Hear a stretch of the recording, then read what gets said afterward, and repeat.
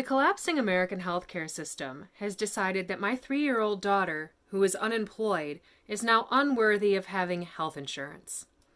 Hello, welcome to Misfit Grit, formerly Fireside Chat with Kat. Today we're going to talk about corn, because it's in season, as well as child labor and when people become casualties of cruelty. Stick around.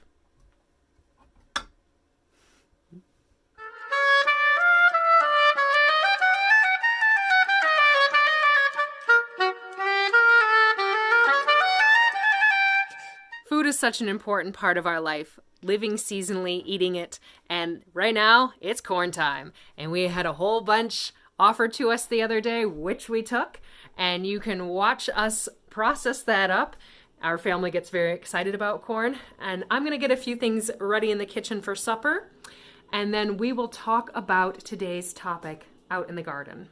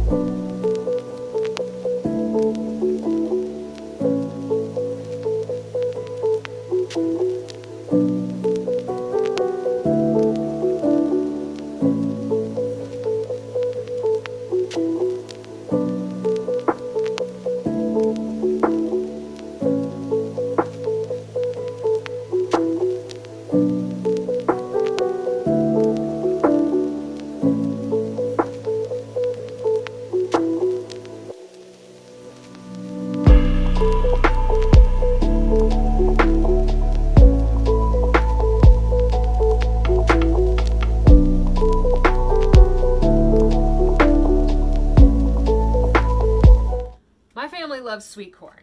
We don't grow it here on our farm. We live at a high elevation and it's cool here. The nights are already dipping into the 40s some nights, and it's late August, so that's a short growing season.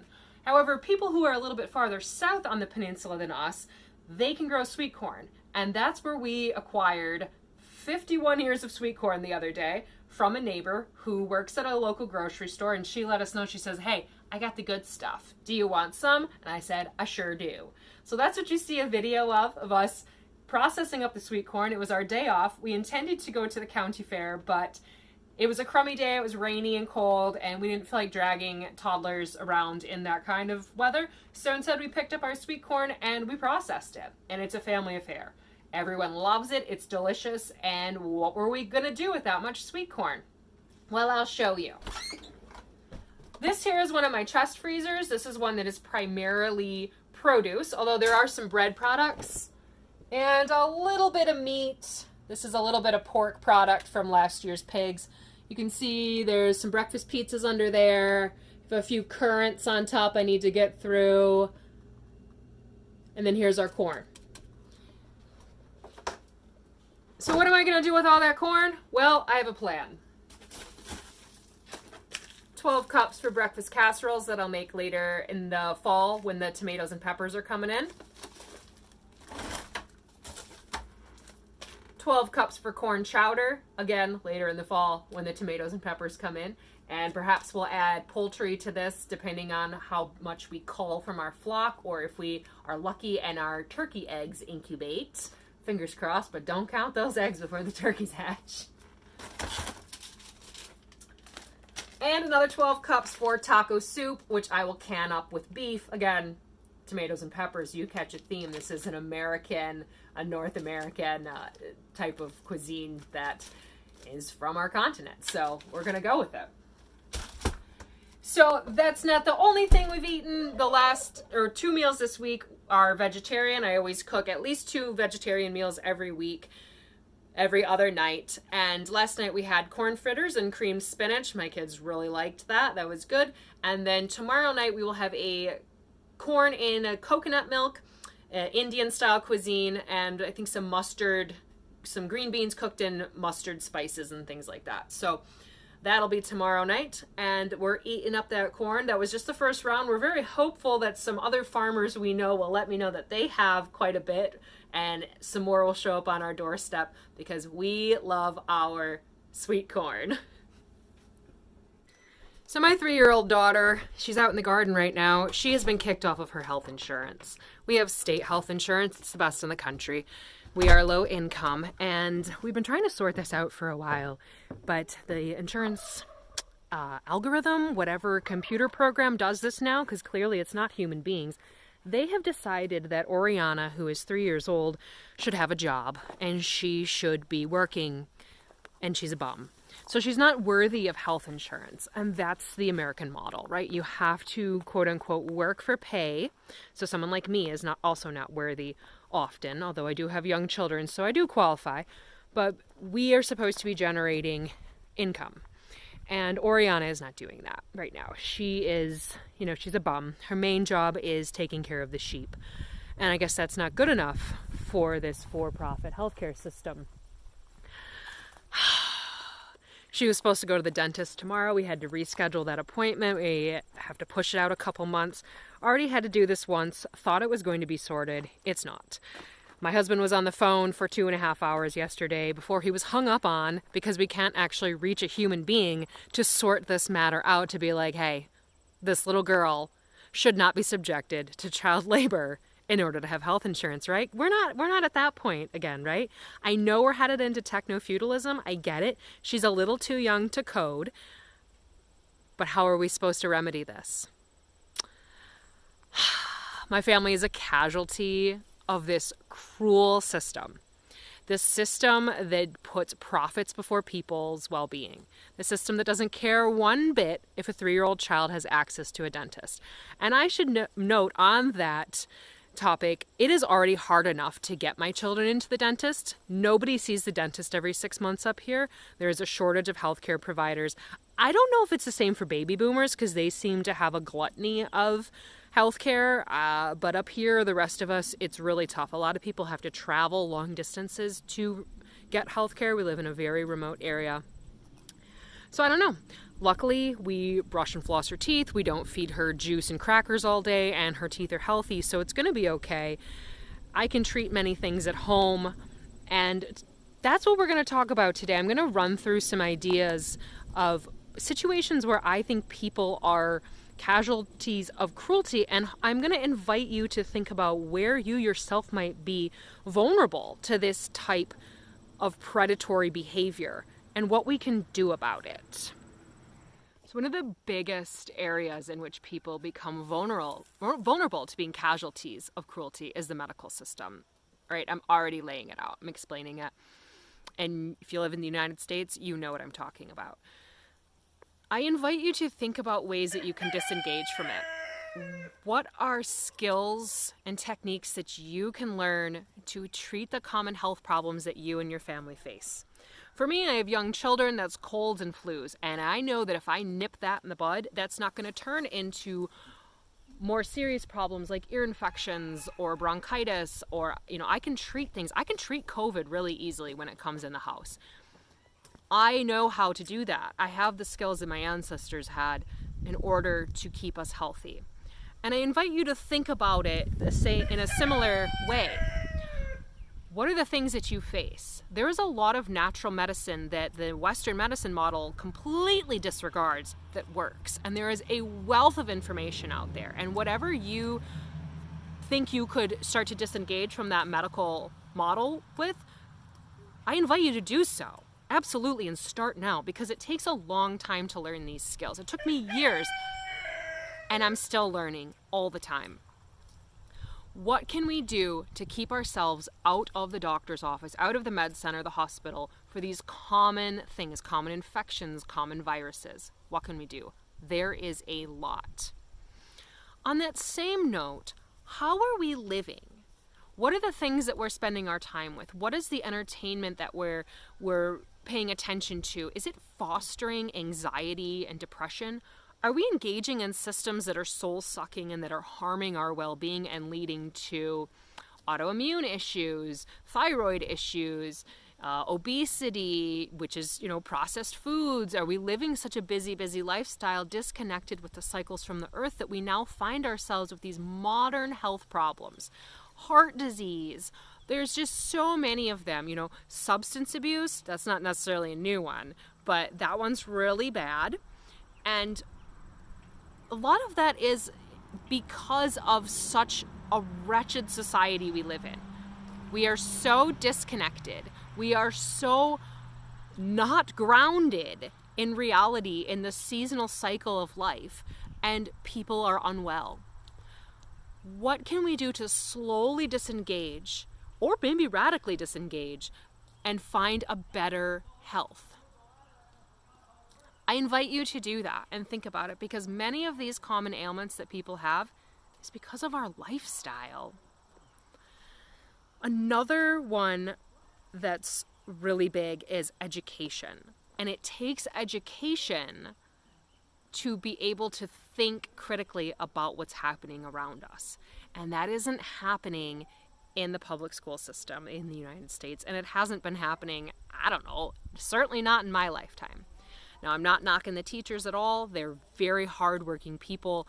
It's not the teachers. It's the system. It's the system that was designed to create industrial workers and now is designed to create consumers and technological workers.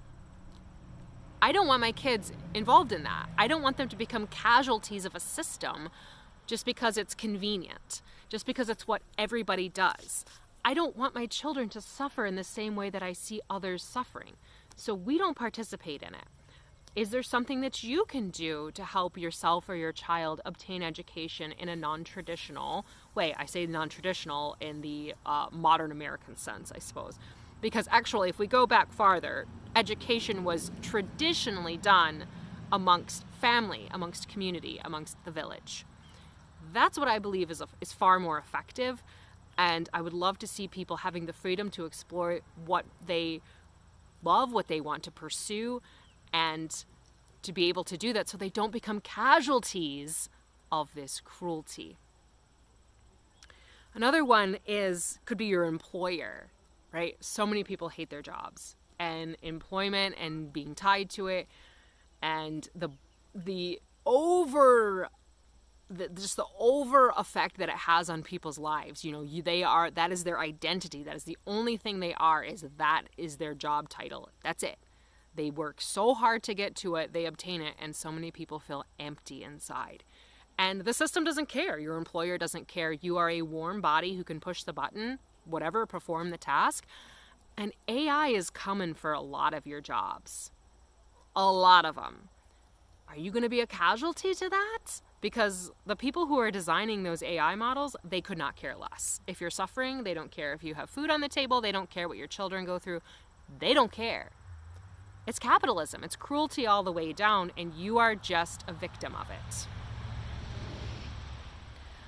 Tied to that, with capitalism, is going to be overspending. And welcome to the United States of America. If you ain't in debt up to your eyeballs, overspending, acting like you are just a big shot keeping up with the Joneses, then you ain't doing America right. Blah. Not something I'm into. That makes you a casualty to the predatory lending systems, to the debt systems, the banks, all that stuff. People become casualties to obtaining this lifestyle, which really was only somewhat attainable for a few generations in the mid 20th century. And it's pretty tough now to do it without finding yourself in a mountain of debt, which essentially makes you a slave and beholden to systems and people and behaviors that you would not normally do if you had free agency over your life. Like maybe you'd plant a garden instead. I don't know, if you had the time. Speaking of gardens, let's talk about food. Do you know where your food comes from? Are you a casualty to when food shortages hit? Does your food come from across the country or the continent or the globe? Does this render you helpless when the grocery store shelves are empty? Many have experienced this in the last few years, and I can tell you firsthand, I actually haven't. I have a storehouse. I have things put up. I have a huge buffer against those things. I don't really know what it costs in the grocery store. I don't buy a ton of stuff from the grocery store. I find my resources in other ways. And I invite you to think about your food and what you're consuming and what it's doing, because not only is it probably cruel to the earth, but the employees, but you're actually not getting a lot of nutrition from your food. And especially if you're eating that ultra-processed foods, like it's leading to those health issues that I was talking about earlier. And I'm not going to get all like RFK on you. I don't really do him. He's gross.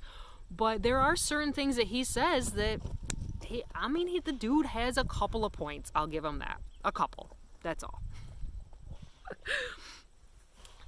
Another one, which we talk about in our household a lot because my husband is a mechanic, is these overly complicated technological vehicles. And people want a new vehicle, and all that's out there is some vehicle with like hundreds of sensors in it just to move the mirrors, to open the door, the trunk, all this stuff. I don't even know what it is. My vehicles come from junkyards, so I don't have to deal with all that nonsense yet. But I can tell you right now, you're going to go into debt to buy the vehicle, so you're tethered to the bank. And then you're going to have to make those payments. And then in just a couple of years, it won't take long, those sensors are going to start to fail. And you're not going to be able to open your door, right? Simple stuff. Like my door opens. There's no computer attached to it on my Yukon. It's from 2005. You're not going to be able to have basic operating functions of these overly complicated vehicles, and you're also, in many cases, not going to have the right to repair them on your own, nor are you going to be able to go to a local mechanic who does not work for that specific brand. Let's think Tesla, or we could talk about John Deere with tractors. My husband comes across this sometimes with Ford. He can't obtain the proprietary software or the specific tools needed to diagnose or repair a problem, and people are over a barrel. Then they have to either tow their vehicle to a dealership, which for us that's pretty far for some cases, and they have to pay a lot of money just for basic operating functions. I would highly suggest not making yourself a casualty to that system. I don't know the answer for most people because that's what's on the market now. It's really going to take people to step it up and push back and demand different. I don't have a good answer, but thankfully my family has a workaround because my husband is a mechanic and he's a whiz at it. So the final one I'm going to talk about is abusive relationships as well as, religious systems. We're going to tie those in together, and we're going to talk about narcissistic systems that put the comfort and the well-being of one or just a few over the many. And that's really what we're talking about here, is cruelty stems from narcissism, stems from not caring about others and really only caring about oneself and who do you need to step on to get ahead. Doesn't matter, screw them, it's all about me. This is prevalent in the United States. Toxic individualism is our national religion, and when you tie that in with how Christianity is often expressed in this country, now not always, I do know outliers, but we're going to go with the general population here, and certainly with the Christian fascists and all that, and then that trickles down to just plain old narcissistic family systems or abusive relationships. This is something that really renders people a casualty to the pain and misery that comes out of relationships. We all want to belong. We all want to be a part of something with other human beings. We're wired for it. And it's so often exploited. And then we're gaslit into thinking that it's our fault that it's not working how it's supposed to. This is because human beings are living out of alignment with our true calling, our true whole healthy nature, what the earth designed us to be, what the spirit, the source, designed us to be. However you express that, believe that that is, We are so far out of alignment, and that's why we are in a situation where a 3-year-old is not deemed worthy of health insurance. It's tough out there, folks. I really understand that it seems insurmountable to disengage from these systems, and there are days where I agree with that. However, it takes one step at a time. It takes opening your eyes, waking up, talking to other people, connecting, and once you see it, it's really hard to unsee it. And that's exactly what the techno overlords are afraid of. So if you like this kind of content and you're still here, please like, subscribe, and share. It really helps to get these types of messages out. Creators like me are often suppressed because we're talking about things that threaten the status quo, threaten the power holders. But we have power, and you don't have to become a casualty to cruelty. We can band together. I know it's really hard to find people in real life that have this desire for community. Most people are siloed into their misery. They don't really want to make changes. They just want to yell and commiserate a lot. That's not very helpful. That's not where I'm at. I'm trying to move above that. And so I welcome you here. I love to hear your thoughts. I love to hear what's working for you. What can we all do better? What have I missed here? I just rattled off a few examples of casually cruel systems. And what are you seeing out there? I'd love to hear. That's a heavy one. Well, my little daughter is sitting on the other side of this plant here, waiting so patiently to go inside. She is my quiet, stoic child, and I'm going to bring her in. We're going to get supper on the table. So thanks for sticking around. I hope you all are doing well. And as always, take care.